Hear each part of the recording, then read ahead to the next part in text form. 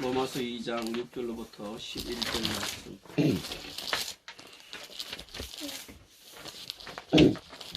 함께 합독합니다. 하나님께서 각 현재 사람에게 그 행한 대로 부응하시되 참고 선을 행하여 영광과 존귀와 썩지 아니함을 구하는 자에게는 영생으로 하시고 오직 병을 지어 진리를 따르지 아니하고 부의를 따르는 자에게는 진로와 분노로 하시리라.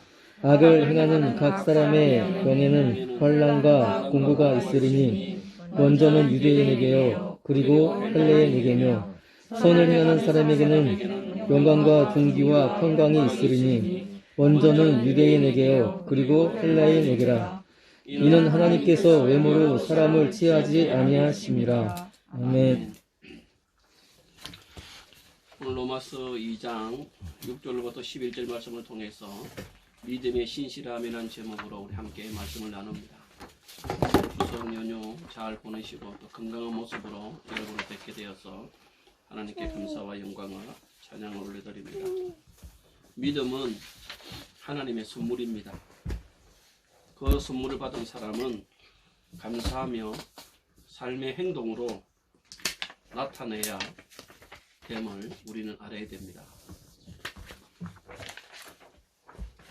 믿음이 있다면서 그 믿음대로 살지 않는 것은 죽은 믿음인 동시에 자신의 믿음을 한번 점검해 봐야 됩니다. 따라합시다. 믿음은 신실합니다. 한번 더 합시다. 믿음은 신실합니다. 옆에 분에 한번 더 합시다. 믿음은 신실함입니다. 믿음이 신실함을 나타낼 때에 그 믿음은 살아있는 믿음이요. 우리가 믿는다 하면서도 믿음대로 살지 않거나 믿음을 행하지 아니하면 그 믿음은 죽은 믿음인 것을 성경은 말하고 있습니다. 특히 야고보서 2장 18절과 2장 26절의 말씀에 보면 어떤 사람은 말하기를 너는 믿음이 있고 나는 행함이 있으니 행함이 없는 내 믿음을 내게 보이라. 나는 행함으로 내 믿음을 내게 보이리라. 그래 말하고 있습니다. 또한 야고보 사도는 영은 없는 몸이 죽은 것 같이 행함이 없는 믿음은 죽은 믿음이라 그랬어요. 믿음은 다 가지고 있지만 살아있는 믿음이 있고 어떤 믿음이 있다는 거예요? 죽은 믿음이 있다는 거예요. 죽은 믿음은 어떤 거예요? 행함이 없는 믿음은 죽은 믿음이다 그랬어요. 하나님의 우리에게 주신 이 선물인 이 믿음은 오늘 우리 안에서 믿음의 신실함을 나타낼 때에 그 믿음이 온전해지고 그 믿음이 살아있는 믿음이요 그 믿음을 증명하는 것입니다. 참된 생명이 있다는 것을 증명해 주는 것은 의로 변화된 우리의 삶입니다. 그리고 하나님과 올바른 관계를 맺으며 살아갈 때 우리의 믿음은 신실해집니다.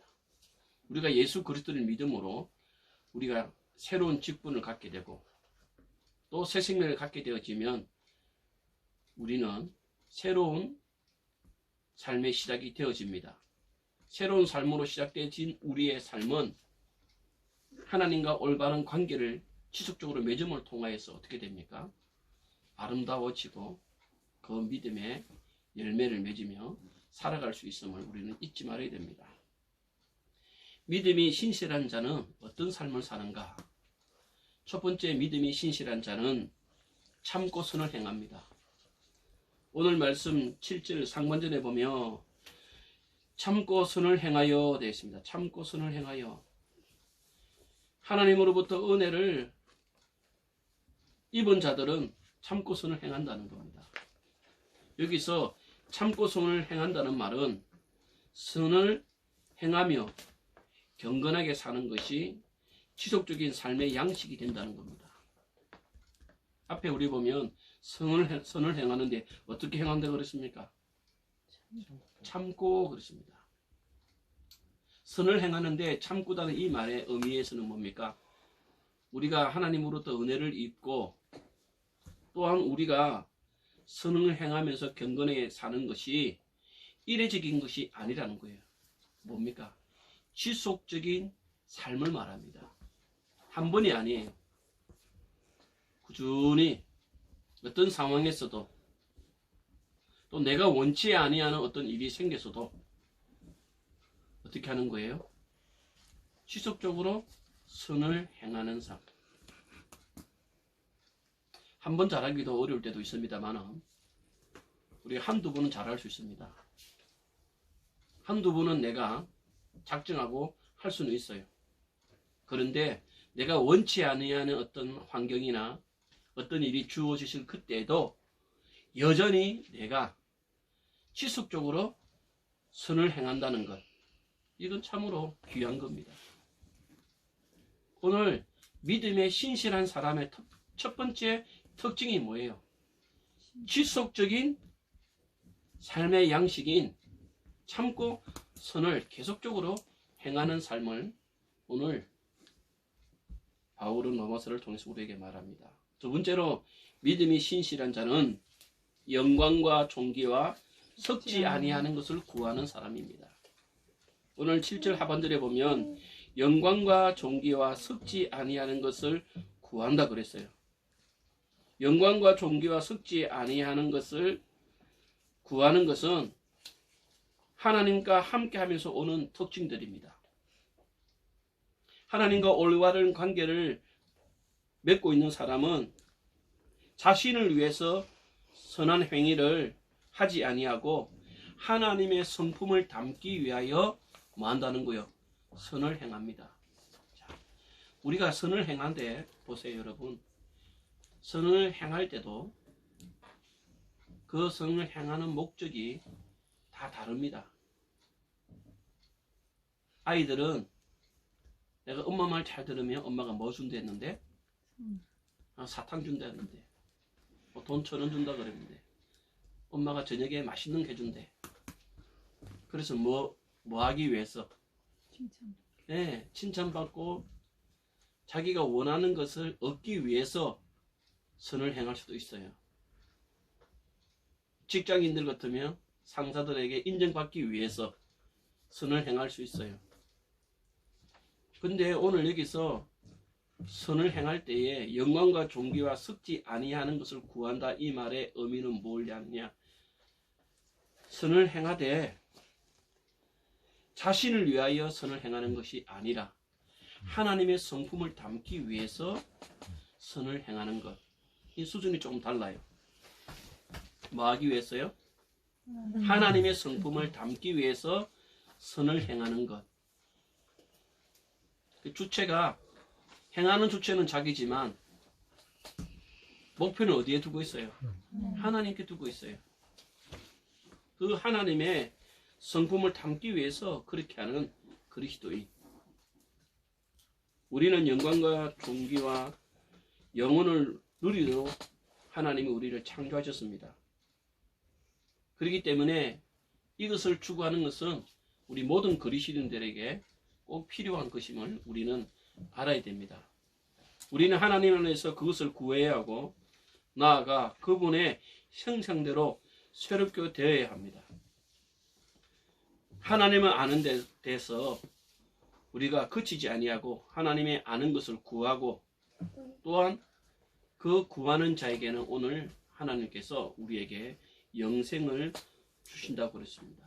그리고 10절 상반절에 보면 선을 행하는 자에게는 영광과 존귀와 평강이 있으니 이랬습니다.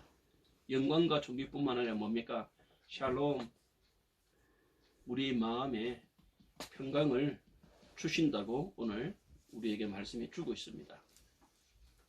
그냥 선을 행하고 우리가 그 하나님의 성품을 담기 위하여 하는 행동으로 끝나는 것이 아니라 하나님께서 우리의 삶에 평강을 주시는, 반면에 믿음이 신실하지 못한 자들은 어떤 자들인가? 오늘 8절 상반절에 보면 뭐하면 됐습니까? 예, 오직 당을 지어 그랬습니다. 믿음이 신실하지 아니한 자들의 첫 번째 특징이 당을 짓는다는 겁니다. 이 당을 짓는 것은 숨길 수 없는 표지예요. 이는 아집과 자기 도취에 빠져 스스로 왕과 구원자가 되려고자 하는 것을 의미하고 있습니다. 당 짓는 이유가 뭘까요? 여러분 쉽게 말하면 끼리끼리 노는 이유가 없을까요? 다른 사람을 왕따 시키고 당을 짓는 이유가 뭘까? 예, 자기 유익입니다. 자기 유익. 자기 유익을 위해서 당을 짓는 거예요. 스스로 자기가 왕이 되고 구원자가 되어서 자기 유익을 구하는 행동. 이것은 예수 믿는 사람이나 예수 믿지 않는 사람이나 도덕적인 사람이나 비도덕적인 사람이나 누구나 예외 없이 그럴 수 있습니다. 오늘날 여러분 이 왕따 직장에도 그렇지 않아요? 직장에서도 새로운 직원이 오면 아주 친절하게 아주 잘 설명해주고 점심도 같이 먹고 그러면 얼마나 좋습니까? 그런데 마음 한구석에는 어떤 마음이 있습니까? 얼마나 잘하나 보자. 눈이 좀 찢어진 거 보니까 성격이 좀 까칠하게 생겼는데 먹는 거 보니까 별로. 이게 다 뭐예요? 당 짓는 거예요. 예수 믿는 사람들은 화목해야 돼요. 아멘. 아멘. 누구를 만나도 어떤 사람을 만나도 어떤 부류 안에 속해도 화목해 하라신 주의 명령처럼 잘 융합할 수 있는 사람. 여러분 끼리끼리 노는 것도 중요하지만 더 중요한 것은 모두와 함께 다 잘 지내시기를 주의 이름으로 축복합니다. 교회 안에 왕따가 없기를, 교회 안에 왕따가 없기를, 다 서로를 위하고 믿음이 신실한 것과 신실하지 않은 자의 모습이 다르다는 것을 오늘 말씀해 주고 있습니다. 두 번째로 믿음이 신실하지 못한 자는 진리를 따르지 아니하고 뭘 따른다 했습니까? 불의를 따른다고 말씀하고 있습니다.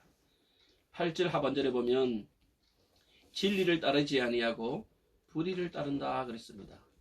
진리를 따르지 아니하고 불의를 따른다는 것은 하나님의 진리로부터 배우려는 의지가 전혀 없는 모습이에요. 그렇기 때문에 당을 지어서 진리를 따르지 아니한다는 말은 고의적인 죄입니다. 이 고의적인 죄는 모두 하나님과 다투는 거예요. 신앙의 진리는 알 뿐만 아니라 뭐 해야 돼요? 지켜야 됩니다. 진리에 불순종하는 것은 진리를 대항하여 싸우는 것이나 다름없습니다. 그렇기 때문에 우리는 뭐 해야 돼요? 진리에 순종하며 살아야 됩니다. 우리가 진리를 따르지 않은 자체가 하나님을 대적한다는 것을 잊지 말아야 돼요. 자, 매주일마다 우리가 말씀을 듣습니다. 은혜가 될 수도 있고 또 마음에 감동이 될 수도 있을 겁니다. 그러나 그보다 더 중요한 것은 뭐예요?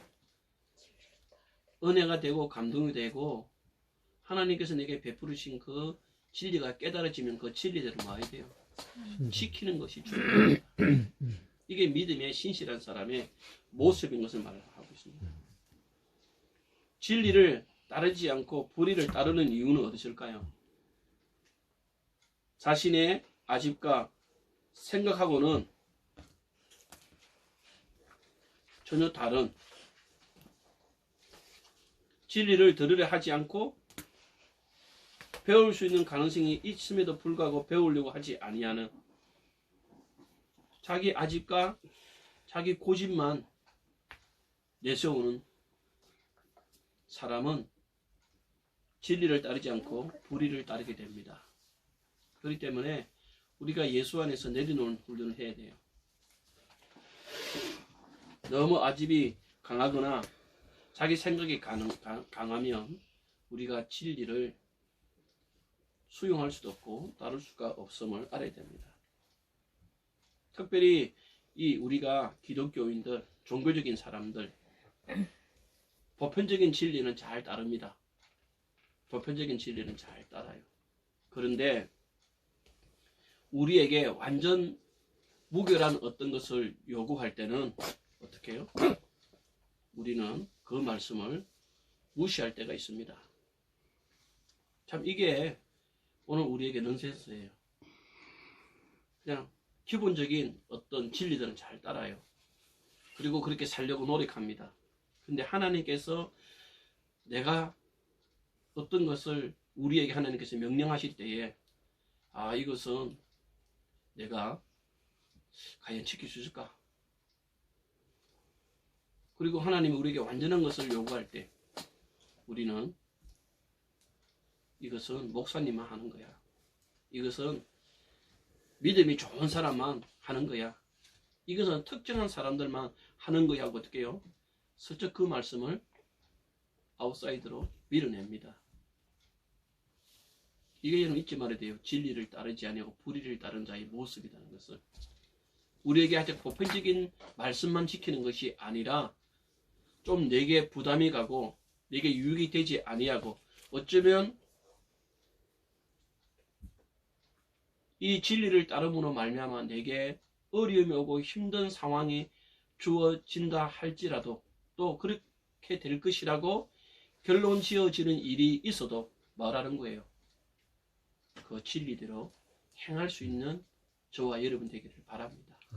내 필요와 내 도움이 될 때만 내가 그 진리를 따르고 믿고 아멘하는 것이 아니라 내 필요와 나에게 전혀 도움이 되지 아니하는 같은 말씀일지라도 그 말씀을 마고 받아들이고 순종하는 믿음의 신실함. 우리가 이제 구약을 끝내고 이번 주 되면 이제 마태복음 2장까지 들어갈 거예요. 그죠? 구약의 선지자들 보세요. 특징이 뭡니까? 진리를 따르면 분명히 자기들에게 손해가 오는데 대표적인 예레미야 보세요. 그 예언 안 하면 그 굴에 들어갈 이유도 없고 죽을 이유도 없는데 진리이기 때문에 선포하는 거예요. 자기에게 뻔한 불이익이 있다는 걸 알고.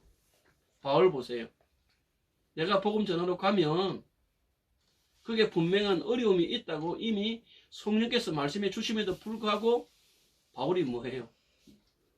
진리의 말씀이기 때문에 성령이 깨닫게 해주신 말씀이기 때문에 어떡합니까?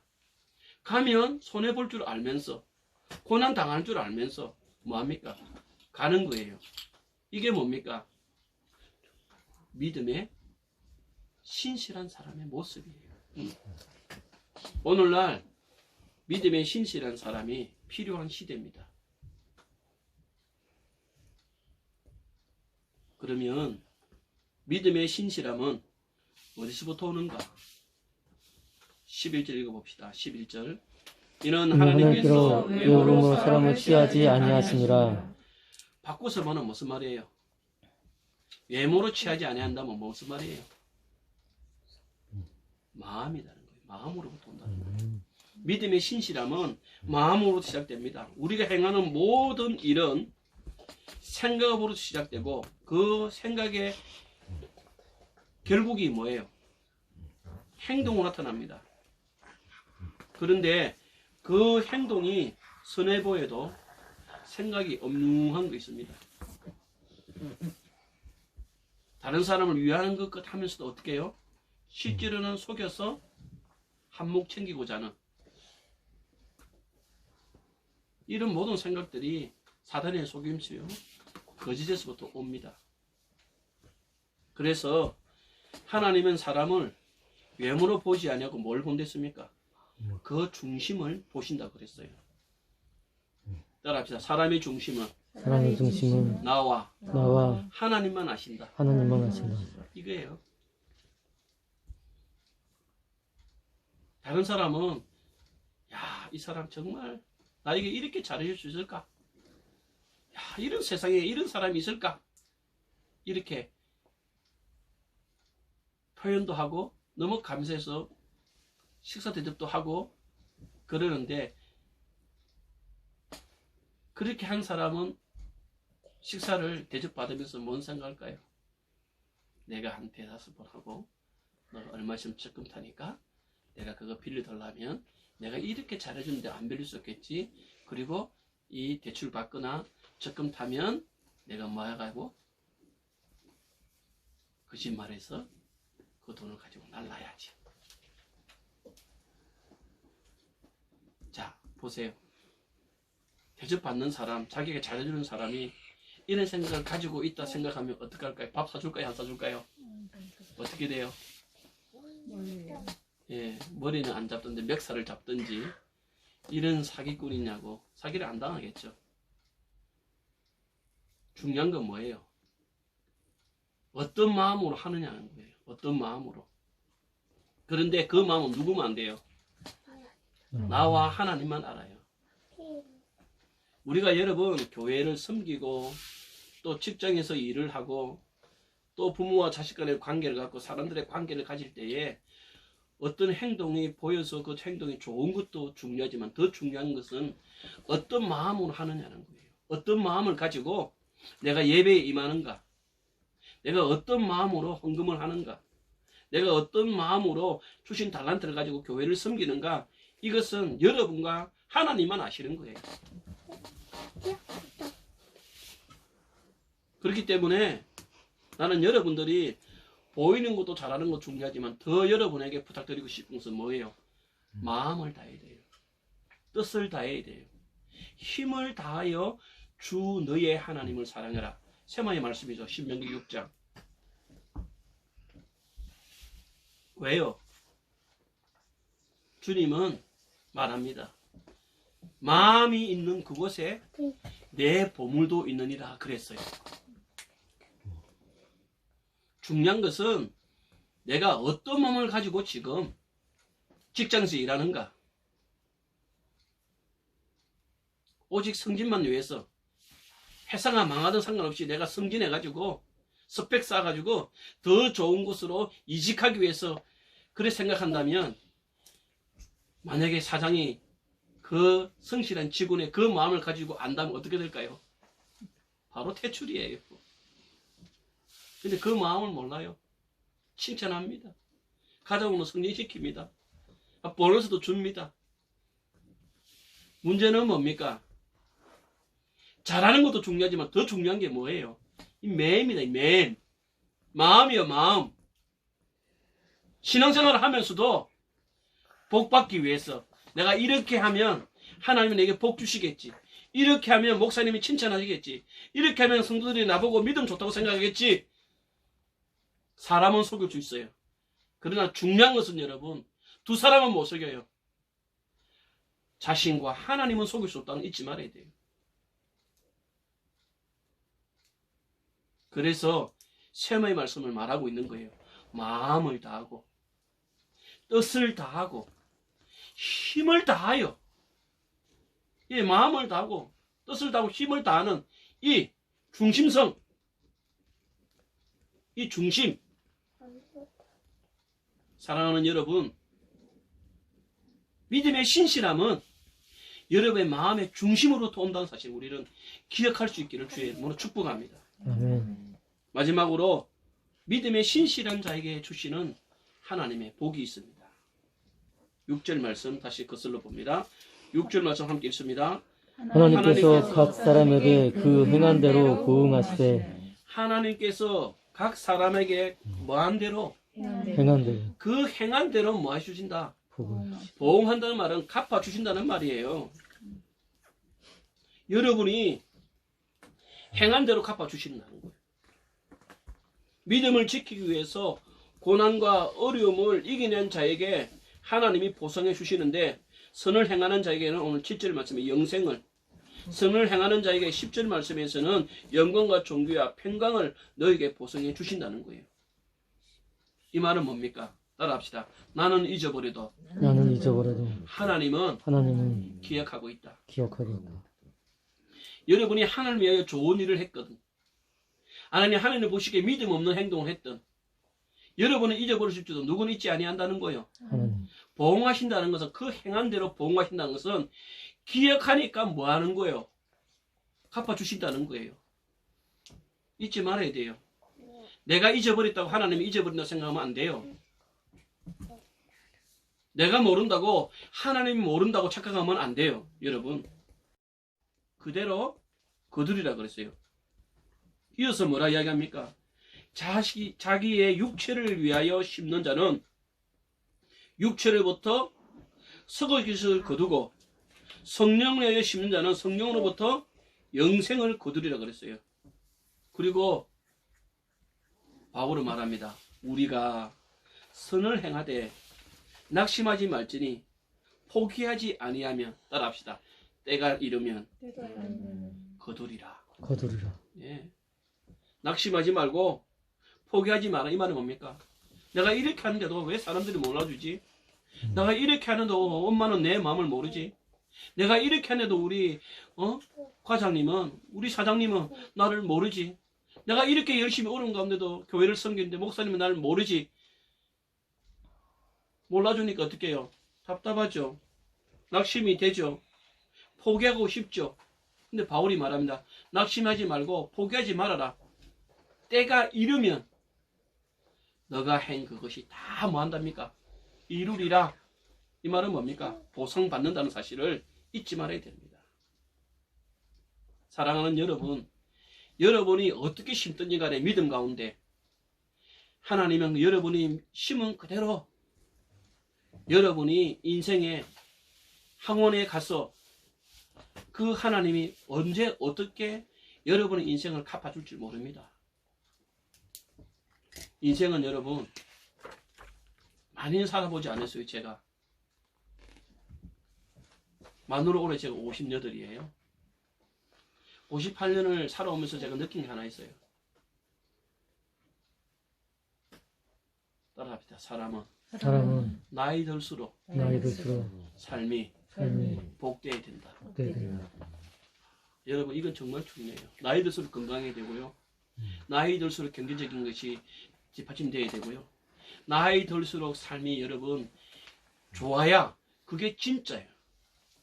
30대 잘 나가고 40대 잘 나가고 50대 잘 나갔는데 50 지나고 60대면 70대면서 몸이 병들고 가사가 기울고 삶에 문제가 생기고 자녀들에게 자충우tul 막 일들이 생기면요. 이건 걷잡을 수 없어요. 젊었을 때는 이겨내지만 나이 들면 이겨내지를 못해요. 뭐 하려고 지금 이 말씀하는 겁니까? 선을 행하는 일에 낙심하기나 포기하지 말라는 거예요. 주를 위하여 여러분이 하는 것들은 그것이 물질로 헌금을 드렸던 달란트를 가지고 여러분이 섬겼던 여러분이 어떻게 한 행위에 대하여 하나님이 다 뭐 하신다는 거예요? 보응하신다는 거예요. 갚아주신다는 거예요. 여러분이 헌금을 내고 또 우리 너무 고맙게 우리 민기 형제가 학기를 다루어서 예배할 때 저는 꼭 주중에 기도하는 것이 하나 있어요. 하나님, 내가 이제 58년 살아보니까 세월이 지날수록 정말 중요한 것들이 많은데 그때 30대 40대 절망하고 안 된 것 같고 뭔가 이루어지지 않은 것 같은데 이상하게 세월이 지나면 지나갈수록 손에 쥐어지는 것들이 마음의 풍성함이 기쁨이 더하는 성도들의 삶이 되게 하여 주시옵소서. 제 기도 제목이에요. 왜? 내가 살아보니까 힘들고 어려운 것 같고 제가 병치를 많이 했잖아요. 교회도 건축해보고 전국을 다니면서 붕괴도 했고 30대 초반 40대는 우리 동기 동문들이 저를 너무 부러워했어요. 근데 지금은 제가 그들이 더 부러워. 거꾸로 된 거예요. 중요한 건 뭐예요? 믿음의 신실함을 가지고 살아가는 자에게는 하나님이 말년에 그 인생을 책임져 주실 거라는 믿음이 있습니다. 아멘. 교회가 작든 직장생활이 조금 힘들든 가정생활이 형편이 여의치 않든 어떤 상황에 있어도 옆에 분에 인사합시다.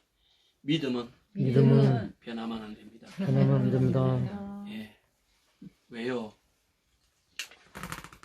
하나님이 신실하시기 때문이에요. 그 하나님을 믿는 우리도 신실함으로 살아가야 돼요. 변하지 않는 믿음, 하나님을 사랑하는 자의 모습입니다. 믿음의 신실함으로 나아가는 저와 여러분이 되기를 주의 이름으로 축복합니다. 아멘. 우리 다 함께 일어섭시다. 그리고 오늘 주신 말씀을 가지고 하나님, 여러 가지 많이 힘들고 어렵지만 오늘 주신 말씀처럼 참고 선을 행하고 영광과 존귀와 썩지 않은 것을 구하는 내 인생이 되어져서 또 우리가 어떤 일을 행할 때에 사람에게 보이려고 하는 것이 아니라 중심을 들여서 하나님의 순종자가 되게 주옵소서. 그리하여 내 인생의 가장 중요한 시기에 하나님의 갚아주심을 경험하며 살아가는 저와 여러분이 되기 위해서 우리 주여 한번 외치고 우리 함께 기도합니다. 기도합시다. 주여, 살아계신 아버지 하나님, 변하지 아니하는 그 믿음, 그 신실하신 주님, 그 모습을 나도 신실함으로 나가기를 원합니다. 뻔히 손해보고 힘든 줄 알면서도 그 믿음 지키기 위해서 우리의 신앙의 선배들이 그 길을 걸어갔던 것처럼 나도 그 반열에 아버지 들어갈 수 있는 믿음의 신실한 목사가, 믿음의 신실한 우리 한사랑 열린 교회, 믿음의 신실한 우리 민족이 되게 하여 주시기를 소원하고 원합니다. 참고 선을 행하게 하여 주셔서 한 번이 아니라 지속적으로 그러면서 영광과 존귀와 썩지 아니하는 영원한 영생을 위하여 하나님의 성품을 담기 위하여 그렇게 살아가는 우리 한사랑 열린교회 공동체가 되기를 소원합니다.